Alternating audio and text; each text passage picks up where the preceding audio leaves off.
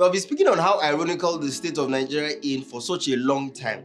And it is so ironic that I am here to talk again. Anyway, if you are currently serving the country wearing green, just get ready. Follow me.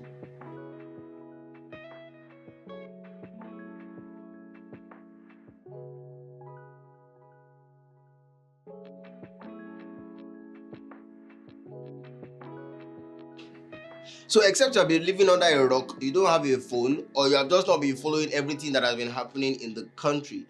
But in case you don't know, a tweet has come out where the President of America, one of the strongest countries in the world, has laid a subtle threat to Nigeria, claiming that they would enter or invade Nigeria through the use of force, armed militia, and all of that, with the aim of stopping the persecution of Christians in Nigeria.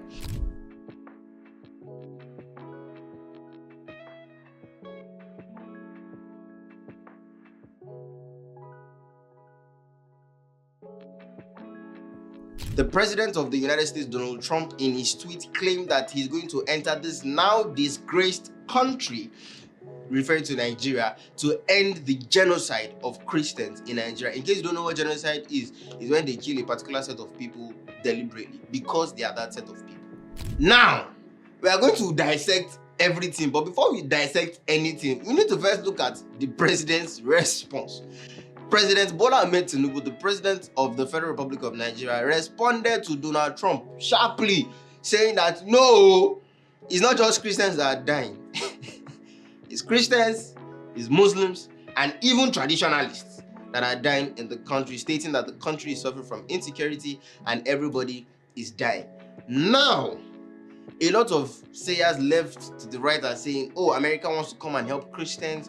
Oh, America has underneath Kinika left and right. Now, let's analyze it together. We're going to analyze it in three phases. First is America's bias. Second is the elephant in the room. And third is Nigeria's response and their should response, like how they should actually respond to this. So now, let's look at America's part. Let's tell ourselves the truth. If we look at things from history, if we look at historical events and historical factoids, we will understand that the number of times that America has invaded countries, they always had a justification. If you look at Libya, it was for democratic ties. If you look at Iraq, Afghanistan, it's because they were trying to end either Taliban or terrorists or all sorts of that. So the truth of the matter is, in as much as America might have, America might have a tendency to want to help Christians in Nigeria, it might ideally just look like a camouflage or a justification for them to want to take back control of Nigeria. Not directly. Stick with me. For over the past few years, Nigeria has been dealing strictly or exclusively with China. If you look at the railways, the roads, I think China even has a lot of help in the coastal road between Lagos to Calabar. A lot of this will send a little shiver through the spine of those at Washington, particularly because the rest of Africa is beginning to turn towards other nations for help. Asia, Russia, if you look at the Sahel nations, Niger, Burkina Faso, and the rest, they have turned their gaze to Russia for aid, taking away their sights from the West. So, you might want to say that yes, America wants to have some sort of control with the biggest market when it comes to infrastructure, when it comes to population, when it comes to everything in Africa. They want to have a big say in that nation. And one way they can do that is by rendering help. Do you understand? It's by rendering help to the Christians in need that are currently suffering persecution in Nigeria. So maybe they want to have control of the oil rigs, the infrastructural development, here and here. So of course they might want to sprinkle one or two threats that will stop the US aids, will stop this, will stop that, and even threatening to invade the country with militia. But then again, we look at history and we have seen how other countries have turned out after the invasion of US, especially when we pick Iraq, Afghanistan, Libya. By the way, I'm going to come back to that. Just stick with me, all right? But yes, America might have a bias. And again, when you look at the personality of Donald Trump, if you look at a lot of things that he has been doing in America as the current president, a lot of them have been beneficiary to him and the country, America as a whole. So, of course, you cannot help anybody free of charge. I mean, I can, but I don't know if you can, or if America would want to help Nigeria free of charge. Or maybe they just have a bias. What do you think? That is part A. Now, part B, which is the elephant in the room. The two of us can understand one thing, and that is two truths can survive in a conversation. The first truth is maybe America has a bias to want to come into Nigeria to take our natural resources. That might be true. But another truth that we cannot deny is there is a problem of insecurity in our country. Let's look at general statistics. You and I know that apart from the economic trouble that you would face in traveling, because you either have to pay maybe 200,000 naira to travel by flight, or you have to hold 40,000 naira and 40 million naira extra if you want to travel by road, not just for the fare, but because you need to settle one or two abductors. Stick with me, stick with me. In a country where you are most likely scared of going to different places, before it was just being scared of going to the north, now you are scared of going to any place by road because abductors in the form of either herdsmen, this or that, they have been in fact, the most preposterous name that has been given to them in recent years is unknown gunmen. So we have gone from identifying them to them being unknown. Now, when you look at the term Christian genocide, there are a lot of questions to ask, and there are a lot of data that we can use to back it. In the past few years, let me correct my statement. Over the past 10 years, approximately 50,000 Christians have been killed for just being Christians. In the past 2 to 3 years, approximately 16,000 Christians have been killed for just being Christians. Now, there have been popular targeted massacres like the massacre in Owo, the massacre here and there of Christians being killed. So you can argue that yes, a lot of Christians are being killed. In fact, Nigeria is rated as one of the top 5 countries for Christian persecution around the world. Here is the other side. Nigeria is a secular state. So that means that Christians live, Muslims live, and traditionalists also live. So in as much as there have been Christians being killed, the same way that I told you that approximately 50,000 Christians have been killed and displaced over the past 5 to 10 years, is the same way 30,000 Muslims have been killed. 30,000 or approximately 30,000 have been killed over the past 10 years.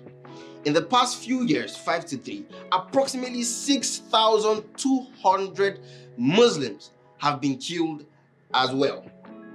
The reason of their killing has been divided from either Boko Haram, herdsmen, or cattle grazers who will just come to different lands to want to take over their land and everything. Now, here is the tail side to it. You can ask yourself a few questions. So the questions that would come from the elephant in the room, which is obviously the insecurity problem in Nigeria. Now, when you look at these statistics, a lot of questions will come to your head. But let's outline some of the questions immediately. All right. First, is there an insecurity problem in our country? Second, are Christians actually being killed? Third, is there a targeted aggression or aggravated killings towards a certain set of people in Nigeria based on their religious beliefs. 4, who are the people perpetrating these killings? What are they identified under? 5, what is their motivation for the killings? 6, what has the government done about it? That is leading me to the third analytical aspect of this video. The third part is Nigeria's response. So, as we have earlier identified, that these killings over the past 10 years, from 2009 to 2025, have been perpetrated by different quote-unquote terrorist groups. First was the Boko Haram. Second was what people identified as herdsmen. For a better use of words, I will not want to add the other name that was attached to herdsmen because we do not want any ethnic problems. Third group were unknown gunmen. Let's start with the Boko Haram. All right, we all know, or we have all experienced Boko Haram's killings and terrorism in Nigeria. In fact, the Boko Haram has been identified as one of the top terrorist groups in the world.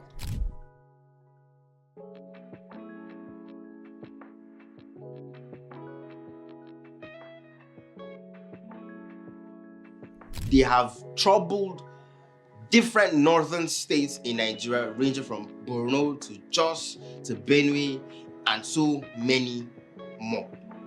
Now, what has the government from the span of 2009 to 2025 done about this?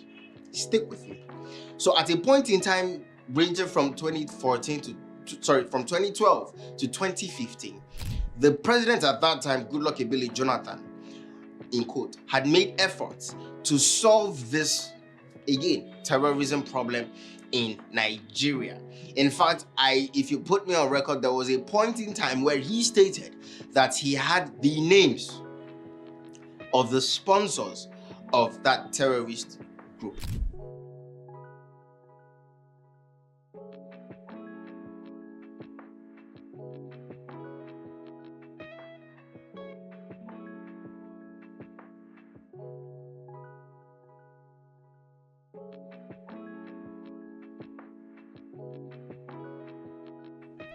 One of the reasons why a lot of people would say that he came out to make that statement was because of a statement that a former general of Nigeria, Sani Abacha, said that if terrorism or insecurity should go for more than 24 hours in a country, the government knows about it or they are benefiting from it.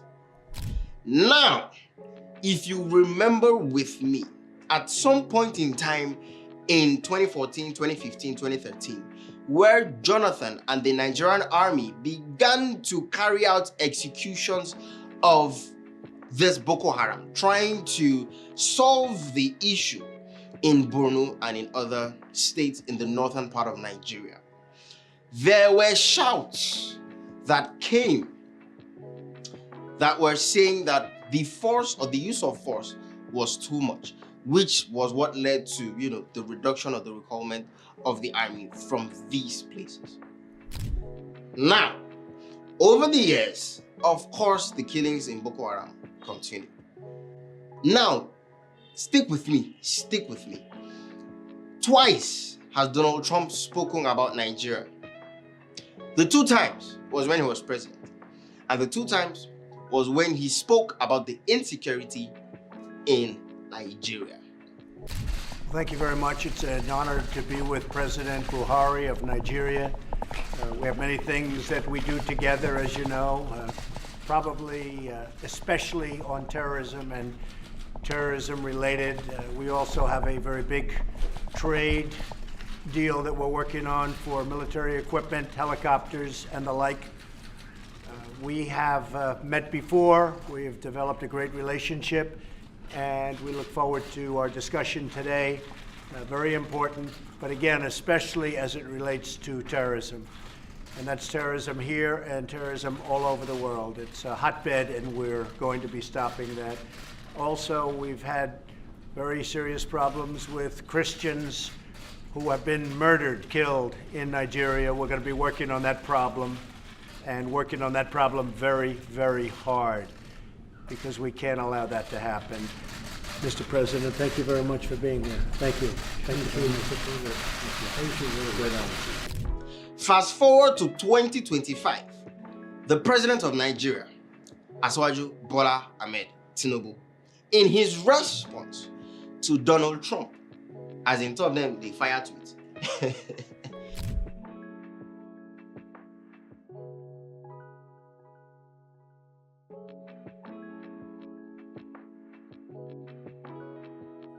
In his response to Donald Trump, said that Nigeria has an insecurity problem where Christians are being killed, Muslims are being killed, and traditionalists are being killed. Here is the problem with that response. In as much as he has admitted to the problem, what should be the next step for Nigeria? We need to also understand that, first off, which is one of a positive initiative by the president, he has hired ambassadors to America and he has sent delegates to go and speak to the American government. All right. Now, what should be the next step for Nigeria? Nigeria is in a critical state when it comes to international relations and geopolitical situations. All right. So what steps should we take? First off is to keep our Asian partners close. China, we need to keep them close. All right. We definitely need to keep them close. On one hand, while we try to solve this amicably and diplomatically with the US, so we need to have behind the scenes conversations with the United States of America, especially with Donald Trump. That's one. Two, we need to pluralize our economy. We need to start trading in different currencies, because as it stands, China has backed Nigeria, stating that they do not support Donald Trump's claim of a Christian genocide in Nigeria. Of course, we already understand why China is backing Nigeria in this whole discussion, but that's another time, right? We need to pluralize our trade in different currencies, because we have the world's attention now. Third is to solve the problem, the elephant in the room, which is the insecurity in Nigeria. Fourth is to change the rhetoric from a Christian genocide to a war against terrorism in the country. We do not need another religious or tribalistic or ethnic war in our country again. Now, I'm going to throw it out to you. First off, who do you think is to gain more or to gain most in this country? And I remember telling you that the United States of America always needs a justification to invade countries. And the countries that they invade usually don't look the same after. It could be for better and it could be for worse. I stated 3 countries: Iraq, Libya, and Afghanistan, for the worse. But we also need to look at the bright side of the countries that the United States have invaded and they have turned better. We need to look at Japan. We need to look at Germany. We need to look at other countries that were involved in the World War. The real question that we need to ask ourselves is, if eventually the United States wants to help Nigeria, what will our leaders do with that help? If you ask me, I have no comment.